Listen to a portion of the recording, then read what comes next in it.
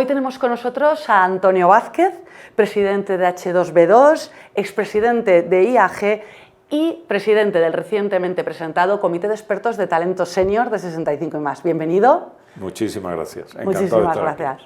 Muchas gracias por estar hoy con nosotros. Vamos a entrar directamente en materia y quería preguntarle cuáles son los objetivos del Comité de Expertos de Talento Senior. ¿Con qué objetivos nace? Bueno, a ver, yo creo que el Comité de Expertos personifica quizás los objetivos globales del proyecto de 65 y más. El objetivo es, de una manera o de otra, el poner en valor la importancia que el colectivo de personas de más de 60, 65 años tiene en lo que es el tejido social de este país, y no solo ponerlo en valor, sino tratar de serles útiles a todas estas personas, desde los ámbitos más simples de la información como en ámbitos más específicos de la formación, y además servir un poco de llamada de atención de una asignatura pendiente que nuestro modelo social tiene, que es la incorporación y el seguir contando con las personas con amplia experiencia en la vida, que han dejado de estar activos en su vida laboral, pero que afortunadamente por salud y por conocimiento pueden ser extremadamente útiles de cara al futuro en los distintos ámbitos de la vida. Porque ¿qué aporta Talento Senior a las empresas?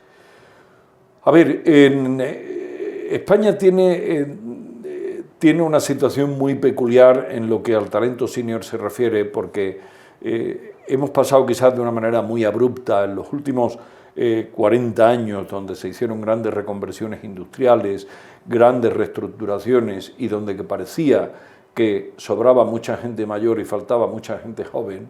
España ha cometido, que ha tenido otros efectos positivos que no niego para nada, pero desde el punto de vista sociológico, lo que ha tenido es un poco una ruptura generacional. O sea, ha habido un momento en el que España se ha encontrado con una abundancia tremenda de jubilados con 50, 54, 55 años, que es muy joven una persona con esa edad.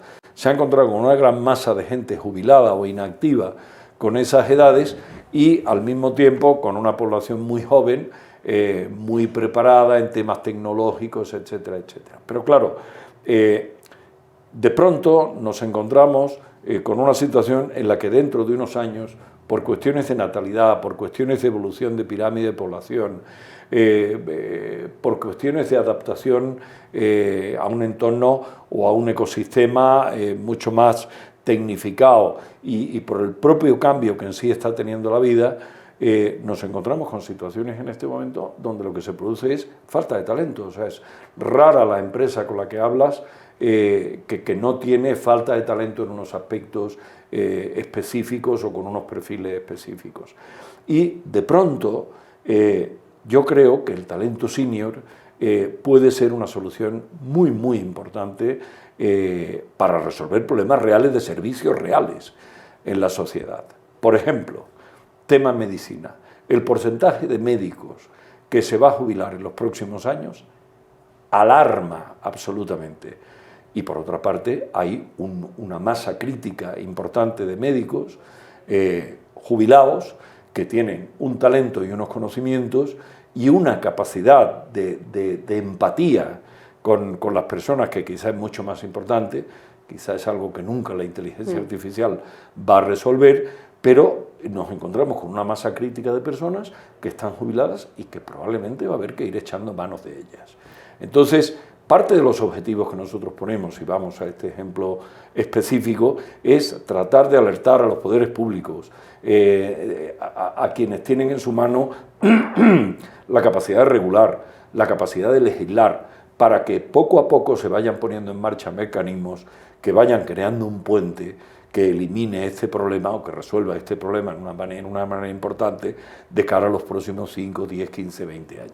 Entonces, ese tipo de actitudes y ese tipo de situaciones son las que el grupo de talento senior pretende analizar, pretende entender y pretende enfatizar y darles visibilidad. ¿Y por qué cree que no se valora como se merece al talento senior? Bueno, yo no soy nada victimista en esto de la valoración del pobre maduro y tal. Yo no soy nada victimista en eso. Yo creo que la casuística es infinita. Este país está lleno de gente mayor que son un ejemplo paradigmático de lo que no solo la capacidad de extensión a lo largo del tiempo en sus capacidades naturales, artísticas, intelectuales, médicas, científicas, sino que además han sido un paradigma de adaptación al momento vital en el que estaban viviendo. Entonces, yo no pienso que haya que victimizar al colectivo. Lo que sí hay es que alertarlo, empezando por uno mismo. O sea, empezando por las propias personas que en este momento tienen una edad madura. O sea, uno cuando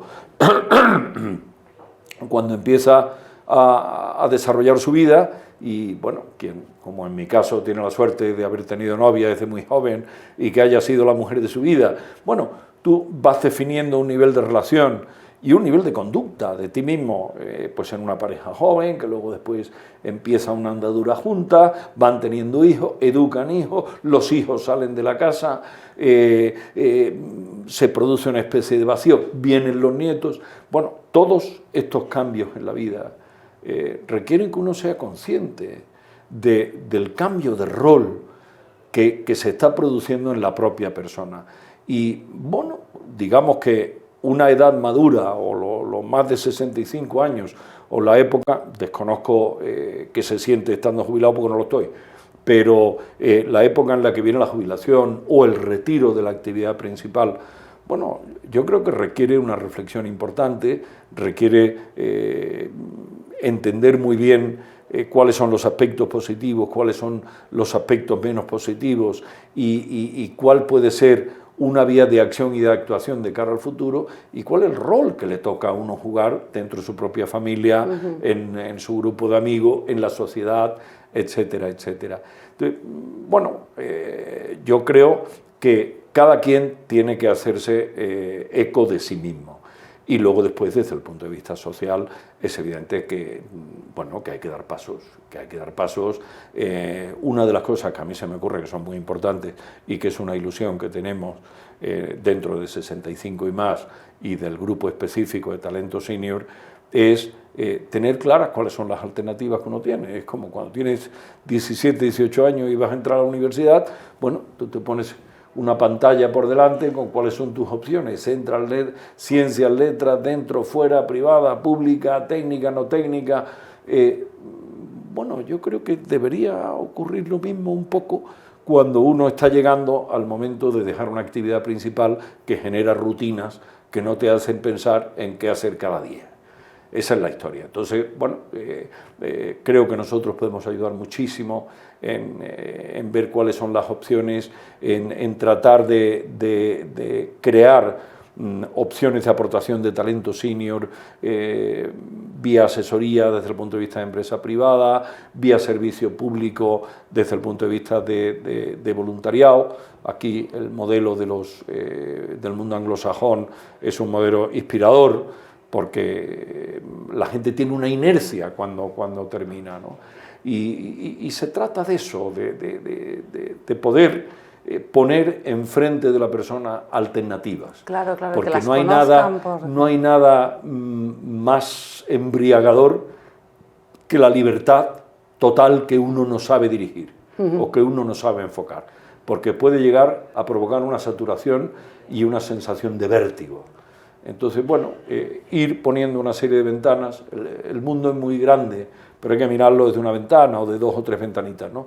Ir poniendo una serie de ventanas que a las personas le puedan ir generando o inspirando en ir buscando ciertas alternativas que seguro que existen. Bueno, y dentro de esas alternativas, aparte del voluntariado, tal, está el emprendimiento senior. ¿Cuáles cree que son las principales trabas que hay al emprendimiento senior y cómo se podrían combatir? Bueno, la falta de inercia. O sea, probablemente la principal traba es el no tener de manera espontánea el conocimiento de qué pasos hay que dar para poder organizarse, etcétera, etcétera. En esto, bueno, hay fundaciones, hay universidades, que yo creo que nosotros, una de las cosas que vamos a hacer es tratar de catalogarlo todo para ofrecer alternativas específicas, pero en esto hay un montón de actividades de iniciativa pública y privada que están fomentando el emprendimiento por la vía del autoempleo, por la vía de la asociación, por la vía de la asesoría, por la vía de lo que sea, que están fomentando el emprendimiento de manera que se puede generar no solo una actividad, sino una actividad que contribuya a crear riqueza o por lo menos a crear bienestar en la sociedad en que estamos viviendo. Creo que haría falta quizá una regulación. Yo no soy experto en regulación, probablemente si me escucha algún regulador y existe la regulación y yo no soy consciente, pido una disculpa, pero quizá debería de haber un conocimiento claro de cuál es la regulación en materia de creación de empresas, cuáles son las alternativas en materia de financiación, en materia de asesoría administrativa, financiera o legal, que hay un montón de cosas organizadas en este momento. Pero sí, el emprendimiento, sin duda alguna, o sea, yo me imagino una persona con 60 o 65 años, yo ahora mismo estoy trabajando en una compañía que es casi una startup, que ya lleva muchos años funcionando y está funcionando, y estoy disfrutando muchísimo. Entonces, yo creo que si el camino del emprendimiento, si la persona es emprendedora y quiere emprender el camino del emprendimiento, lo que hay es que facilitarle el acceso a las fuentes de información que le hagan fácil esa decisión. Bueno, recientemente hicimos una encuesta relacionada con el talento senior, que además con una amplia respuesta, ¿no? Unas más de 3.000 personas, estuvo realmente bien y creemos que es representativa, ¿no? En ella, nuestros lectores, las personas que contestaron a la encuesta, exigían el 70%, más del 70%, que es un número bastante grande, una mayor presencia de los senior en las empresas e instituciones. ¿Qué medidas serían más urgentes para desterrar la visión edadista, ¿no?, que hay en mayor? La encuesta, que en primer lugar creo que ha sido una iniciativa extraordinaria el realizar la encuesta, porque tienes que saber cuál es el punto de partida para poder ser útil en cualquier faceta de la vida. La encuesta que habla de estas 70% de personas que piensan que el acceso a la empresa es difícil y que la empresa de alguna forma no valora el talento senior, tiene por otro lado un resultado muy contradictorio, y es que creo recordar que solo el 15% de las personas encuestadas estaba dispuesta a emprender otra actividad. Y cuando lo leí no lo leía como una incoherencia, sino como un debate interior que las personas que tienen una cierta edad pueden estar teniendo. Es decir, por una parte, el decir, yo estaría dispuesto a complicarme la vida, porque la vida hay que complicársela. Entonces, yo estaría dispuesto a complicarme la vida. Ahora, parece que la gente es reacia, pero por otra parte, al decir, me gustaría sentirme aceptado y acogido por una comunidad empresarial en la que yo me sienta vivo, y el 70% dice que sí. Es decir, me gustaría sentirme acogido por el tejido empresarial, y por otro lado, no sé si estoy muy convencido desde que quisiera complicarme la vida. Bueno, yo creo que esto es un debate interno y que es la propia naturaleza humana, ¿no? Pero bueno, en las empresas habría que desarrollar, y lo vamos a tener que ir desarrollando con el tiempo. Va a venir por decantación, porque la abundancia de mano de obra joven, con alto talento y altísimamente cualificada, en este momento empieza a ralentizarse. O sea, el mundo entero tiene un problema de escasez de talento que en este momento está alarmando a muchísimas empresas, sobre todo aquellas empresas que están acometiendo proyectos de inversión importantes y que tienen que ver con el mundo de la tecnología o de una capacidad muy específica.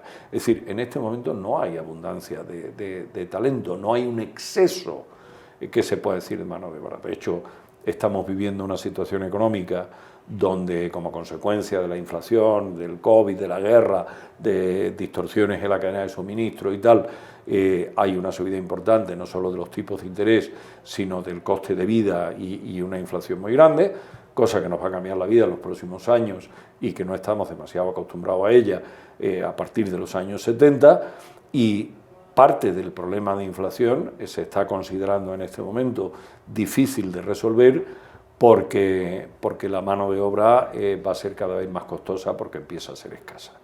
Y en los proyectos empresariales, sobre todo los proyectos de transformación empresarial de cara al futuro, los CEOs, los presidentes de las empresas y los consejos de administración de las empresas están sumamente preocupadas por aquellos proyectos de crecimiento que requieren una incorporación de mano de obra que podría no estar disponible o no estar disponible a unos niveles de costos razonables con la rentabilidad de los programas. Sí, que ahí todo va a pasar también porque ese talento senior que sí que ya tienen esté constantemente formándose, ¿no? Sin lugar a dudas. Y actualizándose. Sí, para mí la vía de la formación y del no dejarse caer, el no abandonarse a uno mismo, porque es quizá el primer síntoma de respeto que uno tiene consigo mismo, ¿no?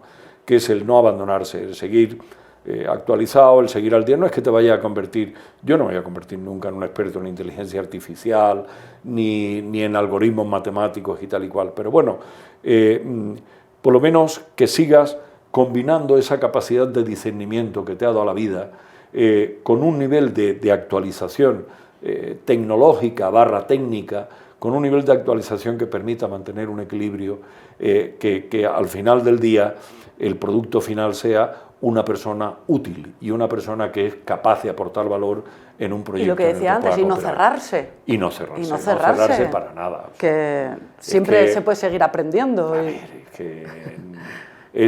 Pero parte de una actitud individual. Sí. Sí, el mundo anglosajón tiene de bueno que las inercias se las genera cada quien. En el mundo latino siempre estamos pensando que alguien debe hacer algo. ¿Cómo no hacen? En un plural anónimo, ¿no? ¿Cómo no cambian esto? Pero ¿cómo? Pensando que alguien tiene que hacer algo. Y hay que empezar por uno mismo. Porque en la medida en que uno empieza por uno mismo, primero tiene mucho más criterio para enfocar los temas fuera de lo que son sentimientos superficiales. Y en segundo lugar, tiene mucha más capacidad de discernimiento para entender cuál es el camino que le interesa seguir. ¿Cree que hacen falta incentivos legales y fiscales para que las empresas contraten a trabajadores senior? Bueno, sí, probablemente ahí hay un primer incentivo o un primer escollo que resolver, es que la gente que está jubilada tiene un dolor de cabeza administrativo si quiere tener un complemento salarial, porque tiene, no sé exactamente cómo funciona, pero sé que es complicado. Tienes que renunciar a la pensión o a parte de la pensión para poder tal. Bueno, igual podríamos ver qué están haciendo otros países. Yo creo que la vida es cuestión de ver quién lo hace mejor que uno para tratar de copiarlo o para tratar de adaptarlo.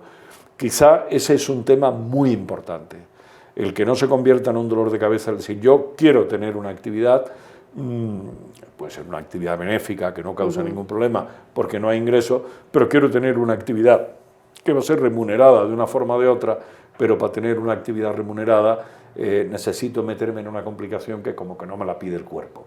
Bueno, quizá ahí se podría facilitar un poco, y no solo facilitar, sino que en un momento determinado se podría incentivar, porque no cabe duda de que todo lo que es incorporación de talento al aparato productivo crea riqueza. Eso hay que tenerlo entendido. No siempre somos coherentes con esa idea, pero incorporar talento de cualquier edad, de cualquier procedencia al aparato productivo es una fuente de creación de riqueza y que al final es el paradigma que debe de perseguir un modelo de desarrollo económico como el nuestro, que pretenda ser cada vez más justo. El gobierno, bueno, ahora está bastante enfocado en el tema de la jubilación demorada, ¿no? Como solución al problema de las pensiones y este cambio social, ¿no? que estamos viviendo. ¿Ve necesario reducir la cotización a la seguridad social para que las empresas fomenten esa prolongación de la vida laboral? Bueno, si la empresa toma un papel activo en ir incorporando una parte importante o una parte de la población senior por resolver un problema, sea de falta de talento, o sea de exceso de ociosidad por otra parte, yo creo que sería justo estudiar un modelo de estimulación, entre otras cosas porque si no hay una estimulación difícilmente, es decir, hace falta una motivación. Claro. En la vida no solo es cuestión de objetivos, los objetivos se persiguen y se consiguen siempre y cuando las motivaciones para buscar esos objetivos sean razonables. Y hay que buscar cierta armonía en las motivaciones, no solo en los objetivos, ¿no? Para que los trabajadores retrasen la jubilación, ¿habría que dar mayores incentivos económicos para que voluntariamente sigan trabajando? A ver, yo creo que lo primero que habría es que hablar muy claro y ver los números a dónde llevan.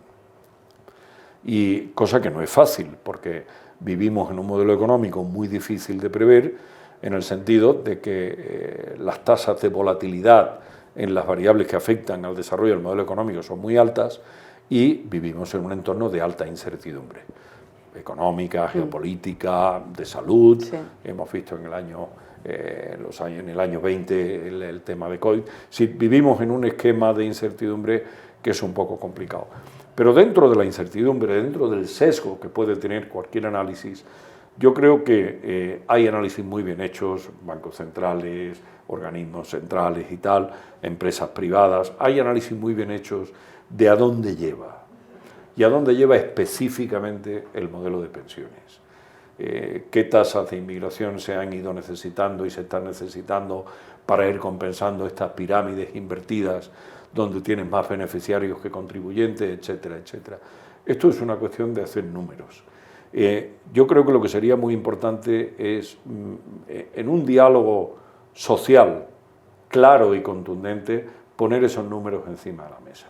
Estos problemas son mucho más graves en los números relativos a las pensiones. Estos problemas son muchísimo más graves en un contexto, digamos, de Europa Central y sobre todo de la Europa del Sur, que en un contexto anglosajón.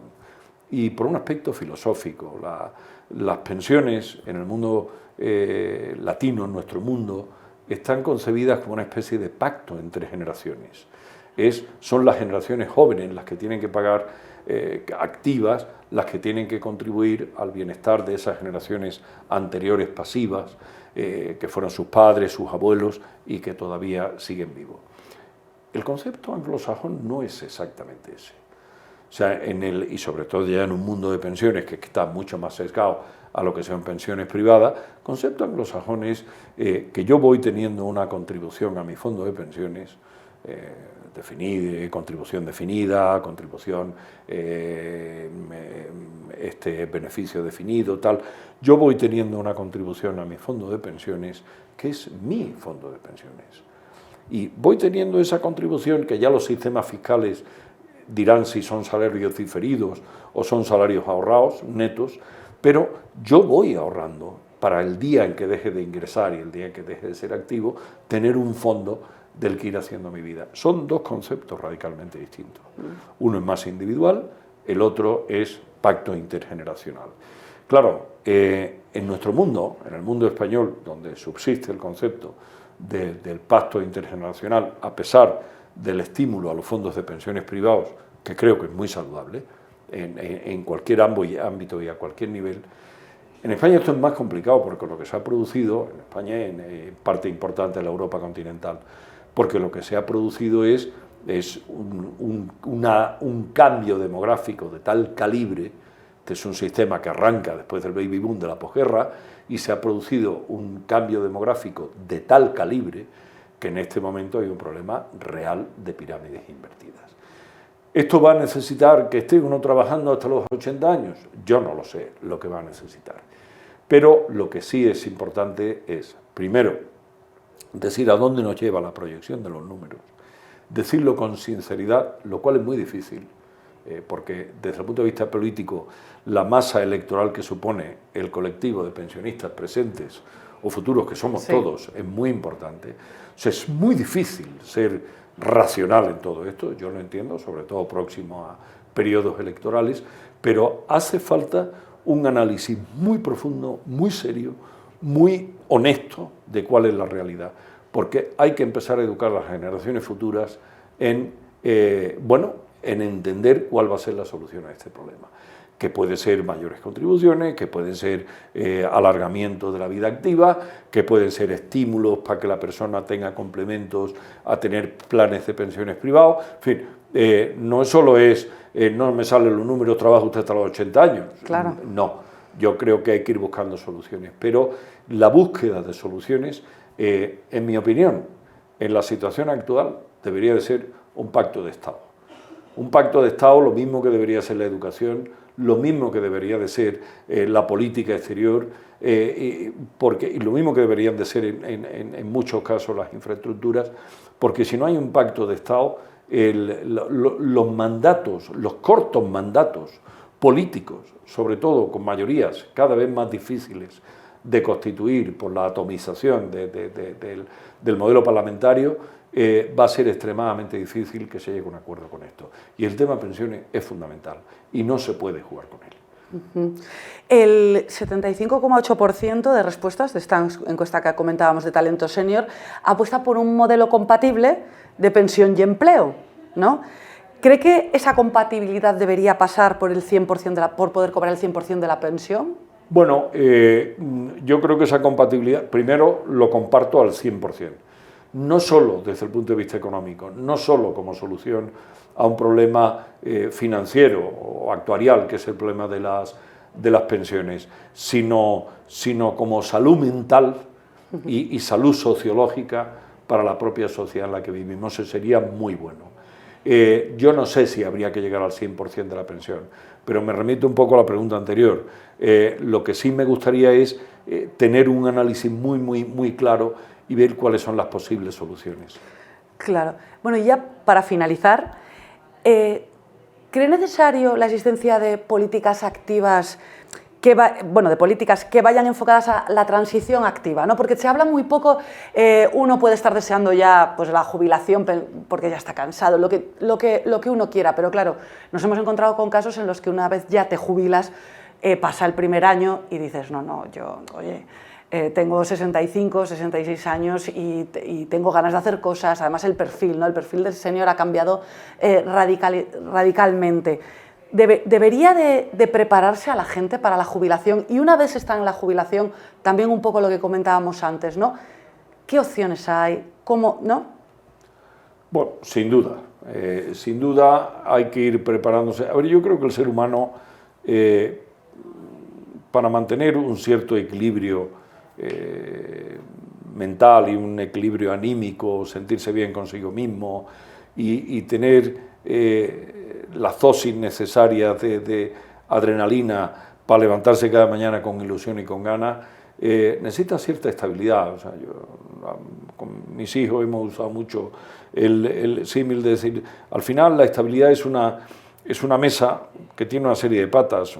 Una pata es la vida profesional, / académica en el caso del estudiante o del tal, pero una pata es la vida profesional. Otra pata es la vida social y es sentirse reconocido socialmente y aceptado por la comunidad en la que vives. No hace falta que te pongan medallas todos los días, ¿no? Otra pata, sin duda alguna, es la vida afectiva y familiar. Y en mi opinión, otra pata es la vida espiritual. Y llámele espiritual cada quien a lo que quiera. A la música, al arte, a la meditación trascendental, a la religión, a las buenas obras o lo que sea. Pero sí se necesitan cuatro patas, es decir, el ser humano no puede vivir enrocado en sí mismo. Entonces, claro, si llega un día en que te das cuenta de que la vida familiar ha cambiado porque los hijos se han ido, o no hay hijos, o no hay convivencia y tal. La vida profesional, la vida social estaban integradas porque toda la proyección exterior de la persona tenía que ver con su trabajo. Bueno, se queda uno un poco colgado de la brocha y decir, ¿en qué me asiento?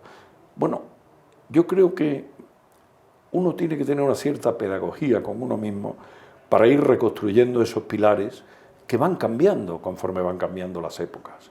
O sea, uno no puede buscar el mismo nivel de proyección social cuando lo que tiene son sus amigos en la universidad, que cuando ya es una persona que tiene 65 o 70 años y ha dejado de trabajar.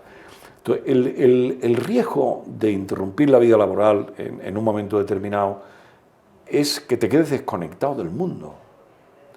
Que te quedes desconectado del mundo y tú dices, bueno, si mis amigos tenían que ver con mi trabajo y todo lo demás estaba vinculado con el trabajo, ahora que el trabajo ha desaparecido, ¿qué pasa?